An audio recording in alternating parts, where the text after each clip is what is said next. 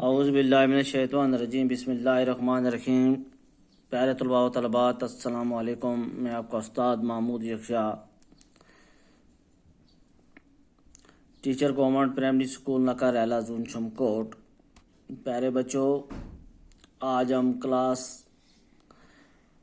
3 کا تیسری کلاس کا اردو پڑھیں گے۔ اس سے پہلے جو ہم کل سبق پڑھ رہے ہیں پہلے سے، وہ سبق کا نام ہے، ہمارے سبق کا نام ہے ابوالکلام آزاد۔ اس کا پہلا پیرا ہم نے پڑھا تھا، تو آج اسی کا ہم دوسرا پیرا شروع کریں گے۔ پیارے بچوں، اپنی کتاب نکالو، صفحہ نمبر 79 نکالو اور دوسرا پیرا پہ ہاتھ رکھیے۔ آپ بہت بڑے ادیب اور عالم تھے، شاباش۔ اپنی کتاب کھولیے اور صفحہ نمبر 79 پہ پیرا نمبر 2 سے سٹارٹ کریں گے ہم پڑھنا۔ تو پہلے میں پڑھوں گا، آپ سنتے رہیں۔ جہاں سے آپ کو غلطی ہوئی تو آپ پھر دوبارہ دہرا لیں۔ تو شاباش، کرو شروع۔ آپ بہت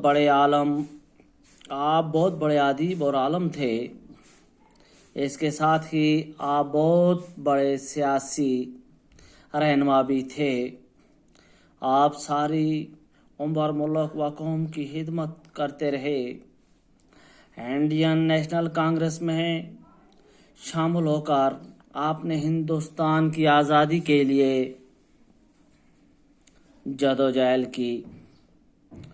ہندوستان کی تاریخ آزادی میں آپ کو بہت اونچا مقام حاصل ہے۔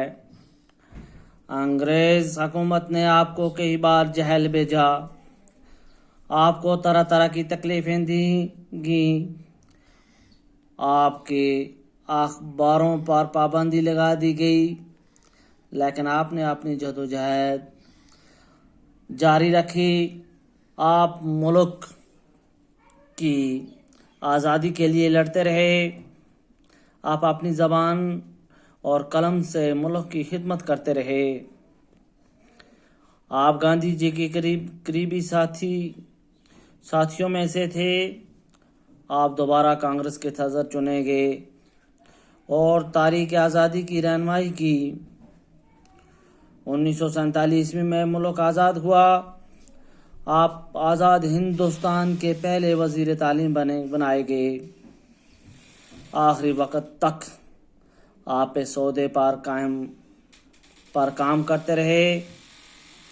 آپ نے کئی کتابیں لکھیں۔ آپ نے 1958 عیسوی میں وفات پائی۔ اس وقت تک آپ کی عمر 70 سال تھی۔ آپ کی آخری آرام گاہ دلی جامع مسجد کے سامنے ہے۔ پیارے بچوں، یہ ہمارا پیرا نمبر 2 تھا، تو میں اب آپ کو اس کو معنی کے ساتھ پڑھاؤں گا۔ آپ بہت بڑے ادیب اور شاعر تھے۔ میں نے پہلے ہی آپ کو بولا کہ آپ بہت بڑے عالم تھے اور ادیب لکھنے والے تھے۔ اس کے ساتھ ہی آپ بہت بڑے سیاسی رہنما تھے۔ سیاسی رہنما کون ہوتا ہے؟ جو عوام کی رہنمائی کرتا ہے، جو عوام کی سیاست میں رہ کر عوام کی رہنمائی کرتا ہے، یہ عوام کی بات عوام تک پہنچاتا ہے، اسے سیاسی رہنما کہتے ہیں۔ آپ ساری عمر ملک و قوم کی خدمت کرتے رہے، پورے ملک کی اور قوم کی ساری عمر خدمت کرتے رہے۔ انڈین نیشنل کانگریس میں شامل ہو کر آپ نے ہندوستان کی آزادی کے لیے جدوجہد شروع کی۔ تو انڈین نیشنل کانگریس کیا ہوتا ہے؟ انڈین نیشنل کانگریس ہندوستان کی ایک سیاسی پارٹی ہے، تو اس میں شامل ہو کر ہندوستان کی جدوجہد آزادی میں آپ نے بڑا رول ادا کیا۔ ہندوستان کی تاریخ آزادی میں آپ کو بہت اونچا مقام ملا، یعنی کہ آپ نے کارنامے پر ان کو پورے ہندوستان میں بڑا مقام ملا، بڑا نام ملا ان کو۔ انگریز حکومت نے آپ کو کئی بار جیل بھیج دیا انہی کارناموں کی وجہ سے، کیونکہ وہ خدمت کرتے تھے عوام کی اور ملک کی، تو اسی کی وجہ سے انگریز حکومت نے انہیں جیل بھی بھیج دیا۔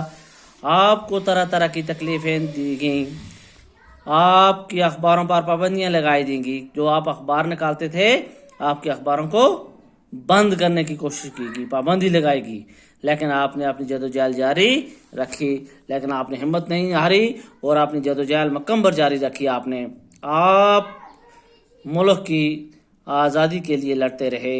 آپ اپنی زبان اور قلم سے ملک کی خدمت کرتے رہے. خالی زبان سے تقریریں کرتے رہے, لوگوں کو جمع کرتے رہے, لوگوں کو آزادی کے بارے میں, انگریزوں کے بارے میں سمجھاتے رہے, اور ساتھ ساتھ میں قلم سے بھی لکھتے رہے. آپ گاندھی جی کے قریبی ساتھیوں میں سے تھے. جو گاندھی جی تھے ہندوستان کے بہت بڑے رہنما تھے, ان کے قریبی ساتھی تھے.